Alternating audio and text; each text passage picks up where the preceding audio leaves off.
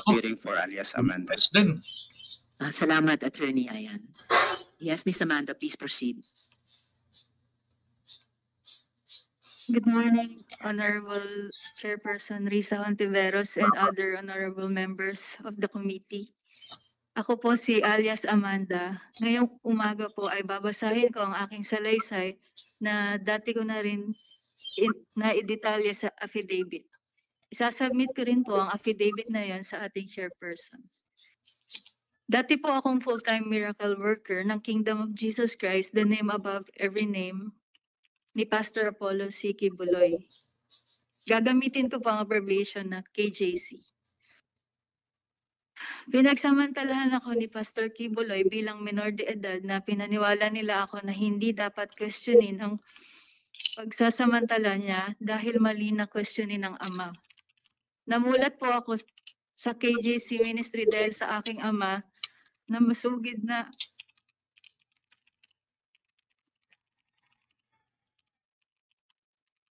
nakatutok sa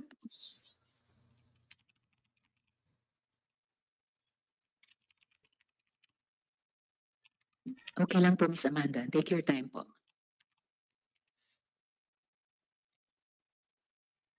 nakatutok sa palabas ni Kibuloy sa TV. 10 years old po ako nung naging full-fledged member ng KJC ang tatay ko sa aming city. Grabe. Noong 2009, 12 years old na ako noon, sumisimba na kami sa KJC.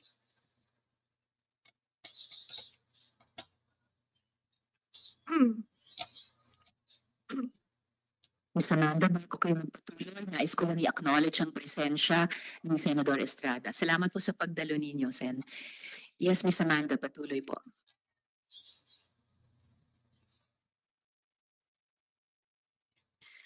Kasama ang kapatid kong babae na 10 years old naman, mula 2010 to 2011, naging aktibong member kami ng kapatid ko sa KJC.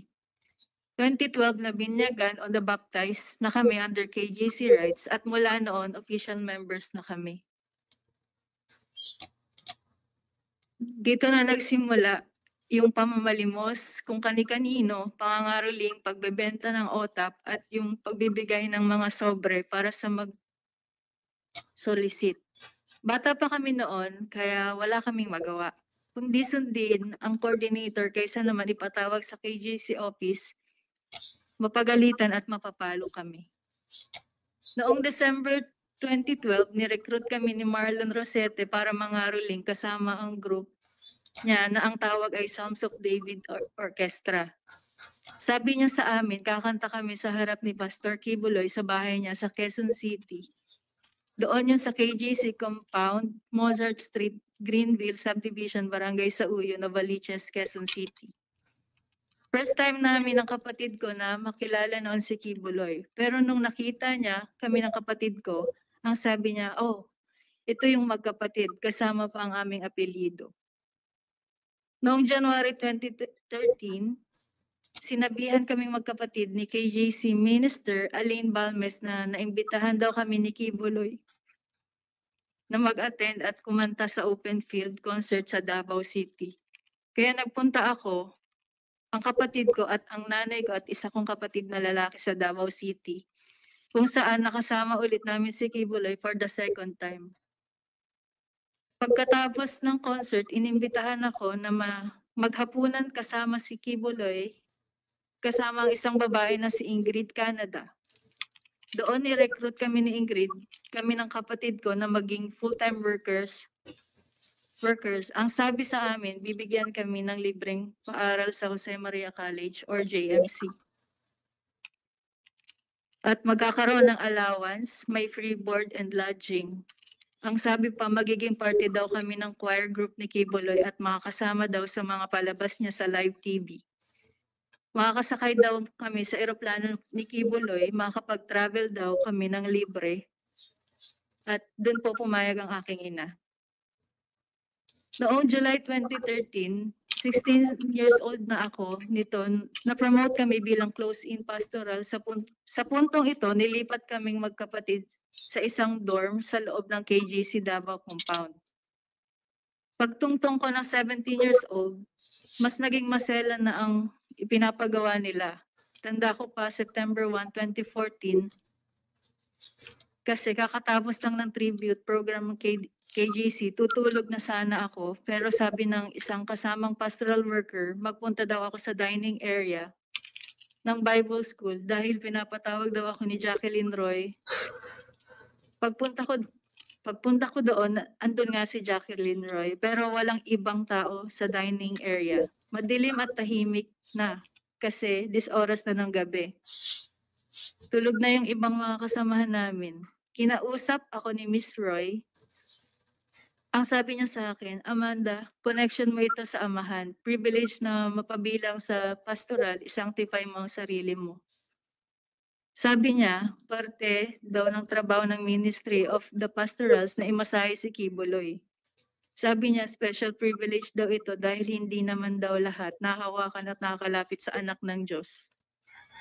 Sabi niya pa, wag ko daw pagdudahan ang anuman ng mangyayari sa loob ng kwarto kasama si Kibuloy. Basta ibigay ko lang daw ang sarili ko, maghanda daw ako, maligo, mag-toothbrush. Sinabihan pa akong mag-blow dry ng buhok. Litong-lito ako noon pero sumunod na lang ako. Sabi ni Jacqueline Roy, kunin ko daw yung isang pajama ko at binigay ko sa kanya kasi aamuyin daw niya. Ginawa ko naman. Pagkabigay ko ng pajama ko, inamoy niya at biglang sabi, ipapahiram na lang daw niya ang pajama niya. Bumalik ako sa kwarto ko at siya naman kinuha niya yung pajama niya. Bago ako maligo, pumunta si Jacqueline Roy sa kwarto ko at binigyan ako ng isang t-shirt na may botones at pajama pants. Isang bote ng shampoo na Palmolive Violet at lotion na pabango na Bath and Body Works brand. Ang specific scent ay Enchanted, na paborito daw ni Kibuloy. Hindi ko po talaga makakalimutan ng mga yan. Maligo na daw ako at magkuskus ng maayos. Hinihintay daw ako ni Jacqueline Roy sa kwarto ni Kibuloy. Pagkatapos kong maligo at mag-blow dry, pumunta ako sa kwarto ni Kibuloy sa Bible School building. Yung kwarto na yon may 2 pinto. Yung unang pinto bukas na, kaya pumasok ako doon. Yung isang pinto papunta sa main room ni Kibuloy, pagkatok ko, sa pangalawang pinto pinagbuksan ako ni Jacqueline Roy. Inakay niya ako sa may kama ni Kibuloy, nakita kong natutulog at naghihilik pa. Nung una, pinaupo muna ako ni Jacqueline Roy sa kama, malapit sa paa ni Kibuloy, natulog pa rin noon. Pinakita ni Jacqueline kung paano daw imamasahe si Kibuloy. Sabi niya unahin ko daw sa paa. Nakinig lang ako habang dinedemo niya. Tapos sabi na lang ni Jacqueline, hintayin ko na lang daw na sabihin ni Kibuloy kung anong sunod na gagawin. Sabi niya hangga't walang sinasabi si Kibuloy na pwede na akong umalis, hindi ako dapat lumabas ng kwarto. Matapos siyang magbilin, lumabas na siya ng kwarto.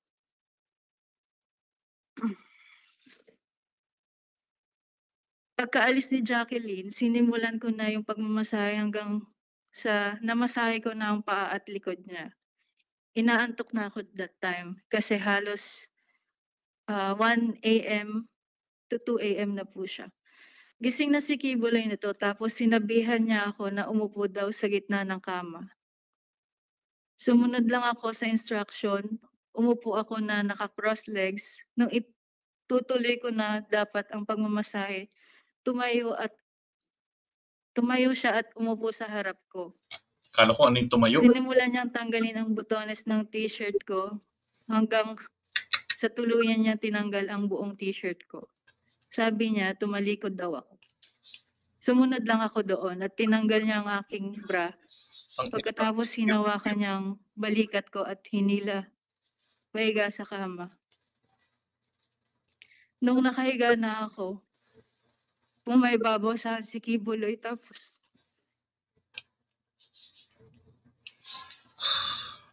kahit pareho pa kaming nakapajama nun, kinikis-kis niya ang ari niya sa ari ko.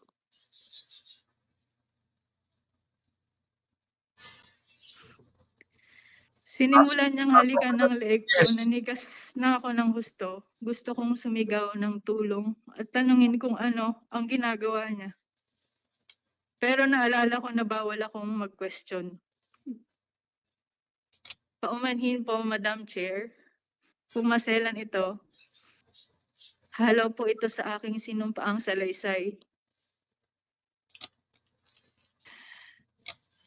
Nung tinigasan na siya, sinimulan niyang tanggalin ang pajama at pants at underwear ko.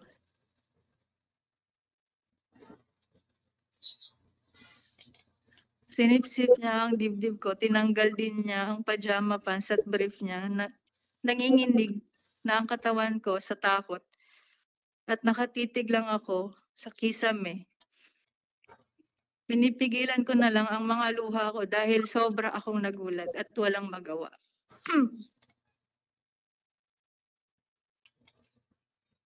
Pagkatapos ay tuluyan na akong pinagsamantala ni Apollo Quiboloy nung siya ay natapos na. Pumunta siya sa CR. Tulala pa rin ako, nakatitig lang sa kisame.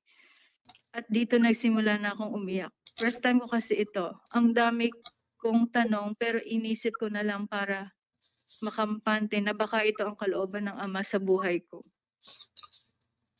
Pagkabalik ni Quiboloy galing CR, inutusan niya akong magdamit na ulit.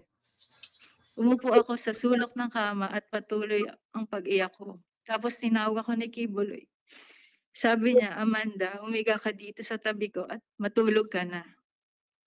Natulog akong nakatalikod sa kanya pero niyakap niya ako at humawak pa sa dibdib ko. Pagdating ng alas 6 o alas 7, pinabalik na ako sa kwarto ko. Sinabihan niya pa ako, mamaya paggising mo ng maaga, huwag kang lalabas sa main na pinto. Doon ka sa likod sa garden. Tumango lang ako at sinabing, opo. Nais ko lang bigyan diin na minor pa ako noong nangyari ang mga ito.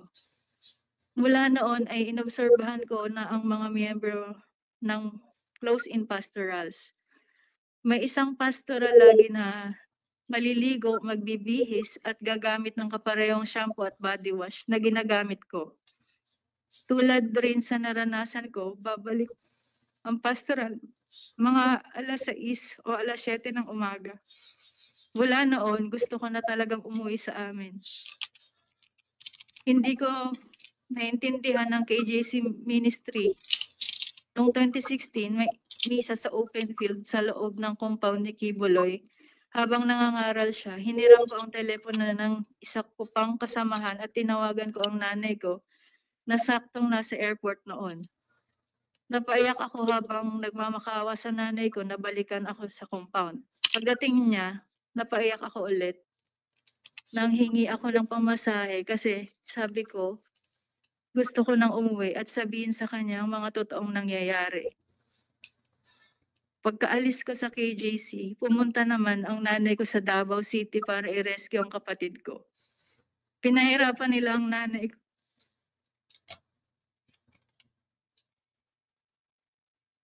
Pero dahil minor ang kapatid ko, sa kalaunan ay na-release din siya. Ang masasabi ko lang, sobrang traumatic ng pinagdaanan ko sa loob ng KJC compound.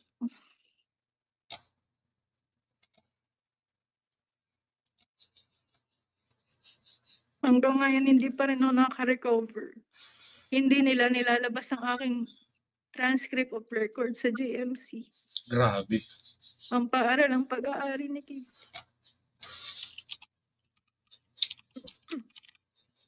Dahil may utang daw kaming tuition, kami ng kapatid ko. Samantalang, una pa lang, sinabi na nila na kami ay scholar. Nakipag-ugnayan na rin ako sa mga dating pastoral na hindi na rin kontaktado sa KJC. Ibinahagi din nila sa akin ang kanilang mga kakilakilabot na karanasan sa loob. Alam kong hindi lang ako ang minor de edad na biktima ng sexual harassment ni Quiboloy. Pinapasalamatan ko ang committee ito sa pagkakataong magsalita sa harapan ninyo ngayon. Thank you. At higit, Amanda, pinasasalamatan ng komite ang iyong pagdalo dito ngayong umaga at pagkuwento ng iyong kwentong buhay kahit napakahirap at niyayakap ka po ng komite. Maraming salamat sa pagsalita mo. Kung maaari ilang follow-up questions lamang, no, tungkol dun sa salaysay ninyo. So para lang makuha ulit yung confirmation nyo, dahil paulit-ulit nyo ring sinabi dito sa salaysay, nabanggit mo na, menor de edad ka, no, nung simulan kang abusuhin ni Kibuloy. Tama po ba iyon? Opo, tama po. Okay. At sa iyong pagkakaalam, may iba ka pa bang nakasama na menor de edad na close-in pastoral? Ibig pong sabihin, yung pinagsasamantalahan din silang mga menor de edad ni Kibuloy. Opo, meron din. Sa iyong pag-estima, Amanda, mga ilan ang pastoral na close-in ni Kibuloy, minor man o hindi, at any given time? During my time po, may meeting po kasi kami noon. Pinagsama-sama kami sa isang room. Tapos may list po ng pastoral. Doon ko po nakita na nasa 200, mahigit po kami. Pero hindi po ako ganun kasigurado kung close-in po ba, o close-in lang po ba yon or kasama ang outer circle ng pastoral. Kasi may dalawa pong klase ng pastoral. Inner circle at outer circle po. So yung inner circle na pastoral, yun yung whether menor de edad o hindi menor de edad, pinagsasamantalahan ni Kibuloy. Opo, yan po ang inner circle. Yun. And then yung outer circle, yun po yung bumubuo ng kabuuang 200. Yung outer circle po, yun yung susunod na maging inner circle. I see. Ano yun? Parang tinetrain pa sila, hinahanda pa sila. Parang ganun po. Okay. Ano po ba yung mga sinabi nila? Halimbawa itong paulit-ulit ko ring narinig na pangalan na si Jacqueline Roy. Binanggit din nung si Elias Sofia, Jacqueline Roy. Ano po yung privileges na sinasabi nila sa pagiging pastoral? May mga perks ba yan? May special treatment ba? At kaya ko po itinatanong, Miss Amanda, kasi gusto ko lang ikumpara yung pagtrato dun sa ibang mga regular members na nagpapagod naman na maglimos, no, sa mainit na kalsada. So pero sa pastoral, ano yung special treatment kunyari na ipinapangako? Pag napabilang ka po sa tinatawag na pastoral, pwede ka pong makapag-aral, makakain ng masasarap na pagkain. Yung tirahan po namin doon, aircon, yung shower namin, may heater. Tapos napapasama din po kami sa dinner or lunch ni Kibuloy, kasama ng ibang close-in. Ganun po. At lahat din ba ng mga close-in pastoral na pinapangakuan ng ganitong mga privileges, lahat ba sila, lahat ba kayo noon kasama din dun sa choir?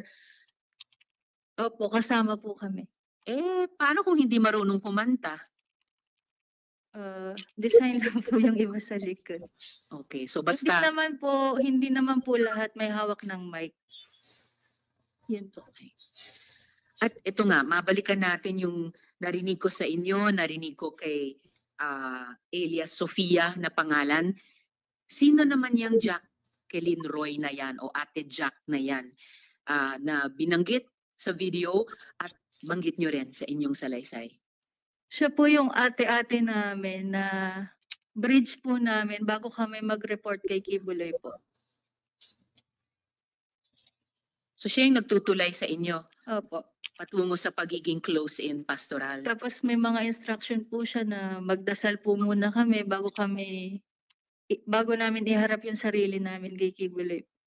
Pero ate-ate ang trato nyo sa kanya. Opo. Kasi tawag din ni Elias Sofia sa kanya, Ate Jack. Opo. Okay. Comsec, paki-note na sa susunod na pagdinig natin, imbitahin natin bilang resource person si Ms. Jacqueline Roy. So, Miss Amanda, napanood niyo rin naman kasama nating lahat yung videos ng mga Ukrainians, sina Elias Sofia at saka Elias Nina. May naalala ka ba nung nandun ka pa rin dun sa kingdom na may mga Ukrainian nga na nandoon? Meron na po. Meron na. Meron na. Okay. Sige, babalikan natin yung tungkol sa mga Ukrainian women sa hearing na ito. Nabanggit mo rin no, na hindi pa rin binibigay ang iyong transcript of records ng JMC, yung Jose Maria College Foundation Incorporated. So, tama ba yun yung buong pangalan ng JMC, Jose Maria College Foundation? Opo. Okay. So, anong naging impact niyan sa buhay mo? Kasi alam naman natin, tuwing mag-aaral tayo, magtatapos, yung TOR na yon kailangan natin para either patuloy na makapag-aral or kung tapos na talaga, makapagtrabaho. So, anong impact na pati TOR mo nasa kamay pa rin ng JMC? Sobrang naapektuhan po ako nun kasi nung bata pa po ako, pangarap ko po talagang makapagtapos. Yun po yung pride ko talaga. Tas nung hindi ko nakuha yung TOR ko, parang gumuho yung mundo ko. Tas buti na lang po ngayon kahit papaano may nakukuha pa ring trabaho kahit hindi nakapagtapos. Pero kasi isa kasi sa pride ko yung makapagtapos po talaga. Mga kaibigan, no, mga colleagues, we invited Shed to be here. So salamat kay Director Edna May for being here. Para mismo sila ay tanungin sa isyung ito na isa sa maraming issue nire-raise ni Miss Amanda. And ma'am, the chair is also prepared to write a letter to the national office to help this process along. Sabi po ni Miss Amanda, gumuho yung pangarap niya, yung pride sana niya na makapagtapos, makapaghanap ng mga magagandang trabaho. Can the good director commit to working on this? Thank you, Madam Chair. We emphasize with what happened to Miss Amanda, no? Hindi niya kasalanan na hindi na i-release po sa kanya yung school records na sinasabi at consequently, yun na nga yung mga pangarap niya na sana gusto niyang matupad dahil alam naman po natin ngayon na requirement sa pag-apply ang TOR. Ma'am, ang Jose Maria Colleges Foundation Incorporated is under the jurisdiction and supervision of the regional office of Region 11. That's why we're trying to get in touch with one of their program specialists na nandito na pumunta ngayon. At magko-coordinate po kami sa kanila para po makita po natin kung ano po yung prosesong pwedeng pagdaanan at hindi po ma-delay ang pagre-release dahil po ayon po sa ating mga provisions ay kailangan pong ang school ay antimano na pagka-graduate ng isang bata kung wala naman po siyang mga pagkukulang sa mga bayarin at saka po sa iba pong mga halimbawa clearance and all ay dapat po talaga silang magbigay ng kanilang requirements. But asahan po ninyo na makikipag-coordinate po kami sa regional office at tututukan po namin ang problemang ito para po matulungan po namin si Miss Amanda. Maraming salamat, Director Edna May. At kahit pending yung coordination nyo sa Region 11, well, wala pong usapin ng utang sa bayarin dito dahil pinangakuan po sila nung kanyang kapatid na magiging scholar. Yes, Opo. So, I take the committee, the chair takes yung statement po ninyo as in principle a promise na masesecure po yung TOR at maibibigay na po kay Miss Amanda. Yes, ma'am. We will Thank you. coordinate with Miss Amanda also. Maraming salamat, Thank you po. Director Edna May. Sige po, Miss Amanda. So, asahan po ninyo yon at i-follow up po ng komite na ma-deliver po ng CHED sa inyo yung iyong TOR. Madam Chair, Yes. ganun din po sa kapatid ko. Dalawa po kaming hindi nabalik yung TOR po. Alright. So, dalawa po kayo ng kapatid mo ay i-follow up po ng komite in coordination sa CHED. para makuha po natin yon. Okay po. At this point, Miss Amanda, may ipapakita po akong video. Panoorin po natin.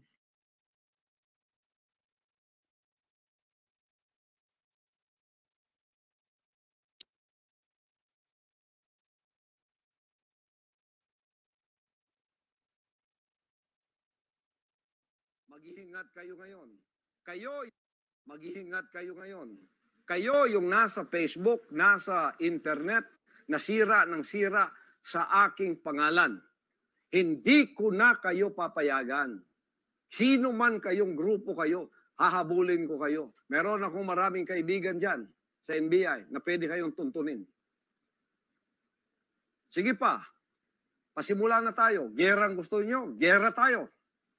Spiritual battle gusto nyo, ganun ang gusto nyo, hindi nyo gusto ng kabutihan, niloloko pa ninyo. Nilay down ko ang kabutihan sa inyo, tapos nag-take advantage kayo, mga pobre kayo, mga prostitute kayo. Ikaw ba yung pinatutungkulan dito sa video na ito, Miss Amanda? Tinawag kayong pobre, prostitute. Ganito ba yung kanilang pananalita sa mga tumitiwalag sa kanya? Opo, ganyan po. Mas lalo na po sa mga pastoral. Sa mga pastoral na tumitiwalag. At ikaw ba mismo ang pinatutungkulan niya sa video na yan? Opo. At ginantihan ka nga ba ni Kibuloy? Nag-file ba ng kaso laban sa'yo?